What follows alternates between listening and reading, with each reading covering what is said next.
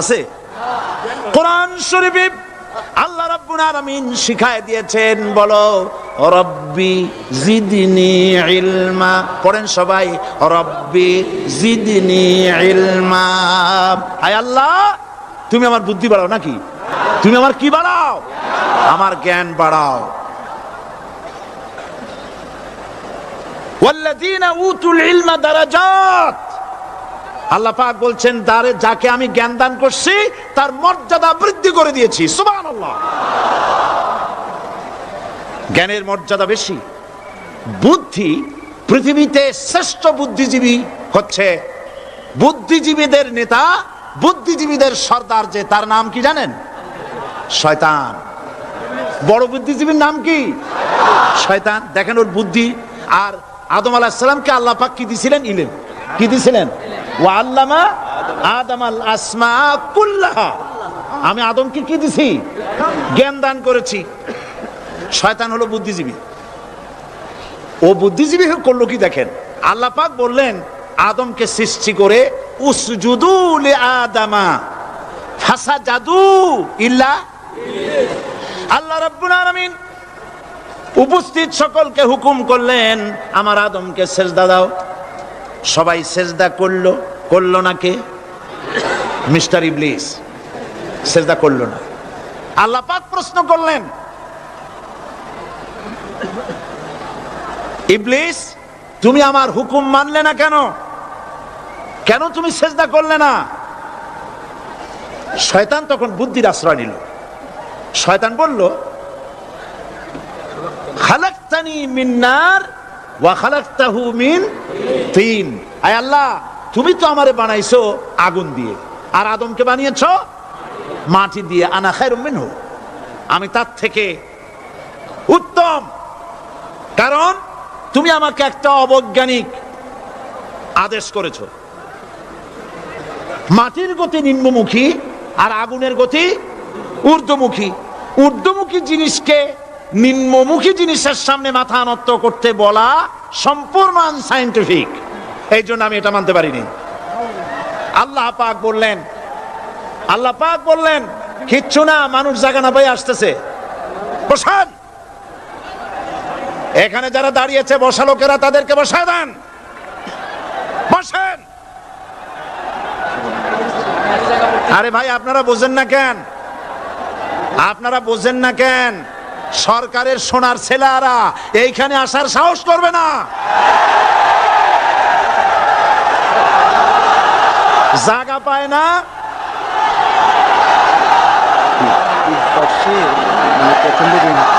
করবো কি আমি? কিছু করেন না। বসেন, থামেন।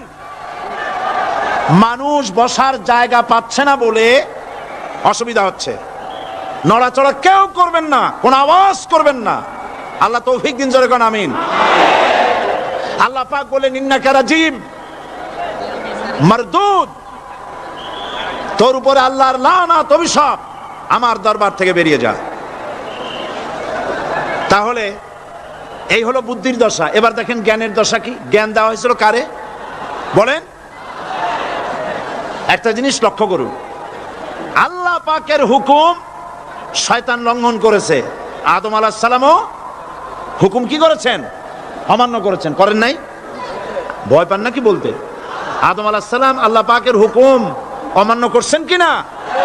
অমান্য করেছেন। কি আল্লাহ পাক বলেছেন? এই জান্নাতের সব কিছু নাজ নেয়ামত ভোগ করো, কিন্তু এই গাছের কাছেও যেও না। নিষেধ করেন নাই? হযরত আদম আলাইহিস সালাম ভুল করলেন, আল্লাহ নিষিদ্ধ বৃক্ষের কাছে গেলেন, স্বামী স্ত্রী দুজনে নিষিদ্ধ ফল ভক্ষণ করলেন। এরপরে হযরত আদম আলাইহিস সালাম মহা চিন্তার ভিতরে পড়ে গেলেন, কি সর্বনাশ করলাম। এখন যদি আল্লাহ যদি আমারে প্রশ্ন করেন, আমার হুকুম কেন অমান্য করলে, তাহলে আমি কি জবাব দেব? আদম আলাইহিস সালামের কাছে জবাব ছিল না? জবাব। তিনি যদি বুদ্ধির আশ্রয় গ্রহণ করতেন, তাহলে তিনি বলতেন, আল্লাহ পাক যখনই প্রশ্ন করেছিলেন তিনি বলতে পারতেন যে আল্লাহ, আমি না হয় একটা ভুল করছি, ঠিক আছে, আমি একটা ভুল করে ফেলেছি, কিন্তু তুমি বলো জান্নাতের এত সব গাছ লাগাইলা যেগুলির ফল খাওয়া যাবে, এমন একটা গাছ কেন তুমি সেখানে লাগাইছো যে গাছের কাছেও যাবে না, ফল খাওয়া যাবে না, এমন একটা বিপদ আমার ভালাই লাগান। তিনি যদি বুদ্ধির আশ্রয় নিতেন তাহলে এরকম কথা বলতে পারতেন। আবুল বাশার সমস্ত সৃষ্টি জগতের আদি পিতা হযরত আদম আলাইহিস সালামকে আল্লাহ পাক জ্ঞান দান করেছিলেন। তিনি বুদ্ধির আশ্রয় গ্রহণ না করে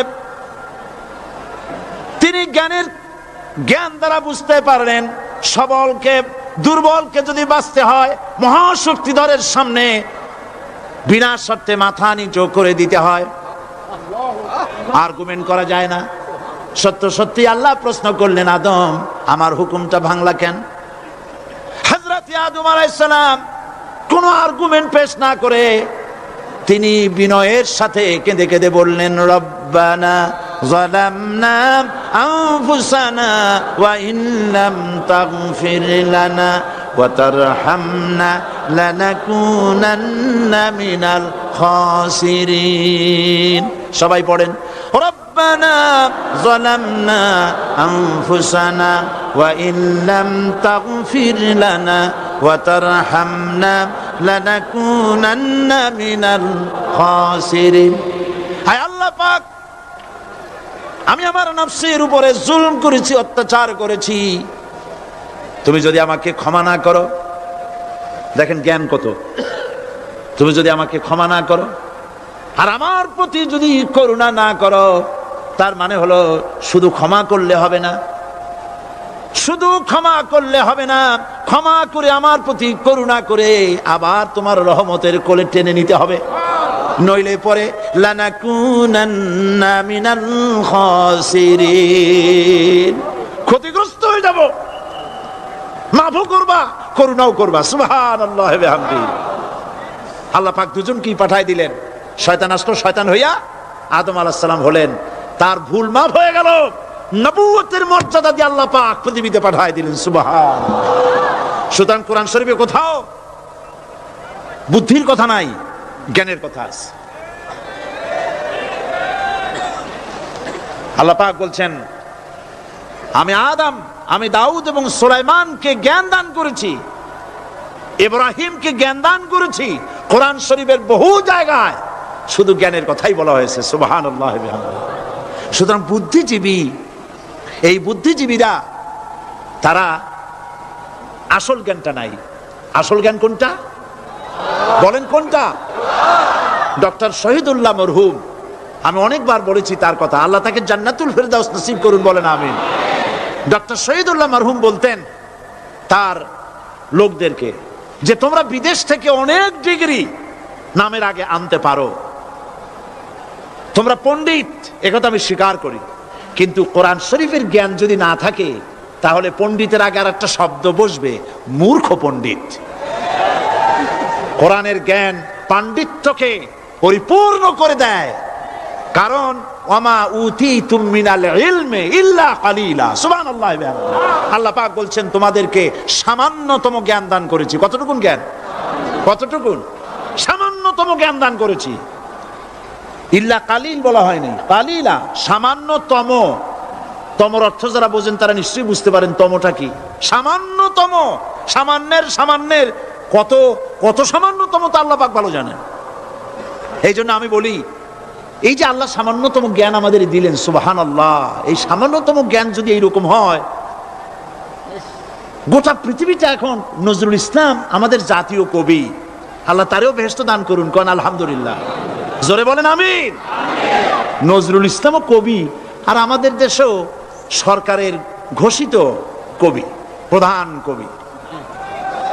একজন জাতীয় কবি তিনি বলছেন, মসজিদেরই পাশে আমার কবর দিও ভাই, যেন সকাল সন্ধে মুয়াজ্জিনের আজান শুনতে পায়। জাতীয় কবি। আর এই সরকারের দৃষ্টিতে প্রধান কবি যিনি, তিনি বলছেন, ফজরের আজান যখন শুনি মনে হয় বেশ্যা তার খরিদ্দার ডাকতেছে। আমি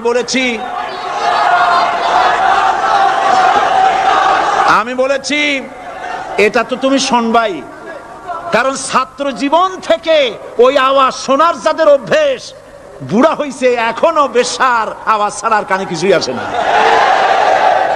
নাউজুবিল্লাহ, নাউজুবিল্লাহ, আল্লাহর লানত। বন্ধুগণ, মানুষ নাস্তিক হয় কখন? যখন তার কাছে আসল জ্ঞান থাকে না। কোরআন হচ্ছে আসল জ্ঞান। কাজী নজরুল ইসলাম বলেছেন, আজ থেকে কত বছর আগে, বিশ্ব নিখিল দেখবো আমি আপন হাতের মুঠায় পুরে। আজকে পৃথিবী আপনার মুঠায় আসছে না? উনি দেখে যান নাই, কিন্তু আসছে কিনা? আজকের পৃথিবীর নাম হয়েছে গ্লোবাল ভিলেজ। গোটা পৃথিবী এখন একটা পল্লী। আমেরিকার নির্বাচনের ফলাফল আমরা এখানে বসে দেখতেছি, দেখতেছেন কিনা? আমেরিকা একটা প্যাঁচ লাগিয়ে গেছে না?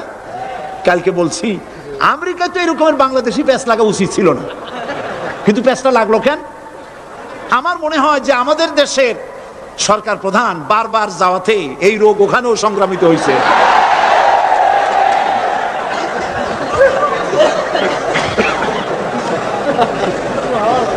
মূল বক্তব্য যেটা, সেটা হচ্ছে পৃথিবী এখন গ্লোবাল ভিলেজ, হাতের মুঠায় চলে আসছে। সারা দুনিয়ার খবর মুহূর্তের ভিতরে পাচ্ছেন, কম্পিউটারের ভেতরে আপনি বাজারঘাট করতে পারছেন। আপনার বাড়িতে কম্পিউটার টিপে, আমি এবার লন্ডন থেকে যখন আসতেছিলাম, এনসাইক্লোপিডিয়া ব্রিটানিকা 2000 সালের বইটা আনতে চাইলাম। তোরা বললো, আপনি এটা নেবেন কেমনে? এ তো প্রায় 2 মণ ওজন হয়ে যাবে, এত ভাড়া দেবেন কেমনে প্লেনের? এটা 28 খণ্ড, 2 মণ ওজন হবে, দামও হবে জনমের মতো। তাই বললাম, তাহলে আমি নেবো কেমনে? কই যে ডিস্ক নিয়ে যান, কম্পিউটার ডিস্ক। মারাত্মক কথা, সেটা কেমনে? ওরা আমাকে একটা কিনে দিয়ে দিল, এতটুকুন একটা ডিস্ক। এটা ঢুকাই দিলে 2 মণ 28 খণ্ড এর মধ্যে ঢুকে গেছে। কি আজীব তামাশা! আপনার কম্পিউটার কে নাকি প্রশ্ন করেছিল যে বর্তমান যুগ তো কম্পিউটারের যুগ, ভবিষ্যতের যুগ কি হবে? যে জবাবে বলেছে, ভবিষ্যৎ হবে বেশি কম্পিউটারের যুগ। গোটা দুনিয়া মানুষের মাথার মধ্যে আল্লাহ ঢুকাই দিয়েছেন, সুবহানাল্লাহ বলবেন না? বিজ্ঞানের আবিষ্কার দেখে যারা কোরআন জানে না, বিজ্ঞানের প্রতি আকৃষ্ট হয়ে তারা মনে করে বিজ্ঞান বুঝি সব। না, বিজ্ঞানের আবিষ্কার যত বাড়বে, কোরআন বোঝা তত সহজ হবে। তাও সুবহানাল্লাহ কইতে ইচ্ছা করে না? বিজ্ঞানের আবিষ্কার যত বাড়বে, কিয়ামত পর্যন্ত পৃথিবীর বিজ্ঞানীরা কোরআনের সামনে ভিক্ষুকের মতো 2টি হাত পেতে দাঁড়িয়ে থাকবে। কারণ ইয়াসিন ওয়াল কোরআনিল হাকিম, এটা বিজ্ঞানময় কোরআন। জোরে বলেন সুবহানাল্লাহ।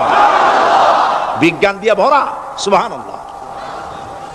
আমি অবাক হই, আল্লাহ বলছেন, ওমা উতিতু মিনাল ইলমি ইল্লা কালিলা, সামান্যতম জ্ঞান দিছি। যখন আমি পাথফাইন্ডারের কথা শুনলাম, মঙ্গল গ্রহে গেছে 8 মাস সময় লাগলো, প্রতি মিনিটে 1600 মাইল গতিবেগে, প্রতি মিনিটে 1600 মাইল গতিবেগে 8 মাস পথ অতিক্রম করে মঙ্গল গ্রহে অবতীর্ণ করলো পাথফাইন্ডার। পর্দাটা ফেটে গেল, ছোট্ট 10 কেজি ওজনের একটা গাড়ি বেরিয়ে এলো, 4 চাকার একটা গাড়ি। ওর মধ্যে পাওয়ারফুল ক্যামেরা আরো কি কি ছিল, সেটা ওখান থেকে ফটোগুলি ক্যাচ করছে আর ট্রান্সমিট করে দিচ্ছে নাসায়। সেখানে বিজ্ঞানীরা বসে দেখতেছে, পৃথিবীর মাটি থেকে 49 কোটি কিলোমিটার দূরে মঙ্গল গ্রহের ছবি ওখান থেকে আসতেছে। এক পর্যায়ে বিজ্ঞানীরা তারা দেখতে পেল যে এই পাথফাইন্ডারটা চলতে গিয়ে একটা পাথরের সাথে ধাক্কা লেগে কাইট হয়ে পড়ে গেছে। এখন এটা কাইট হয়ে পড়ে গেছে, এখন তো তার ফাংশন বন্ধ হয়ে গেছে। বিজ্ঞানীরা মাটির পৃথিবীতে বসে কম্পিউটার মনিটরিং করে 49 কোটি কিলোমিটার দূরের কাইট হয়ে পড়ে যাওয়া পাথফাইন্ডারকে সোজা করে দিল। আমি চিন্তা করি, আল্লাহ পাক বলছেন, ওমা উতিতু মিনাল ইলমি ইল্লা কালিলা, তোমাদের সামান্যতম জ্ঞান দিছি। এই যদি হয় সামান্যতম জ্ঞান, আমার আল্লাহর জ্ঞান কত বড়! এ হচ্ছে আমার আল্লাহ। সুবহানাল্লাহ বলেন। এই হচ্ছে আমার আল্লাহ।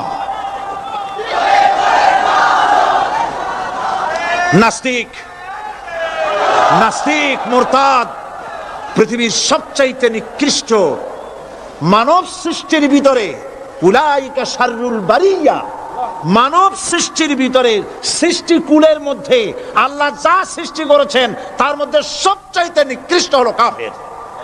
সবচাইতে নিকৃষ্ট কি? যারা আল্লাহকে অস্বীকার করেছে, যারা নাস্তিক, যারা মুরতাদ। আল্লাহ পাক জ্ঞান দান করেছেন মানুষকে। সুতরাং আল্লাহ পাক কোরআনের মধ্যে তার নিজের পরিচয় ছোট্ট একটি সূরার মধ্যে ব্যাপক আকারে বলে দিয়েছেন। কি? কুল হুয়াল্লাহু আহাদ। সবাই পড়েন আমার সাথে, কুল হুয়াল্লাহু আহাদ আল্লাহুস সামাদ লাম ইয়ালিদ ওয়া লাম ইউলাদ ওয়া লাম ইয়াকুল লাহু কুফুয়ান আহাদ। আল্লাহ পাক বলেন, আল্লাহ এক এবং একক, তিনি কারো মুখাপেক্ষী নন, তিনি কাউকে জন্ম দেন নাই, তাকেও কেউ জন্ম দেয়নি। আকাশ আর জমিনে আল্লাহর সমকক্ষ কেউ নাই। আছে?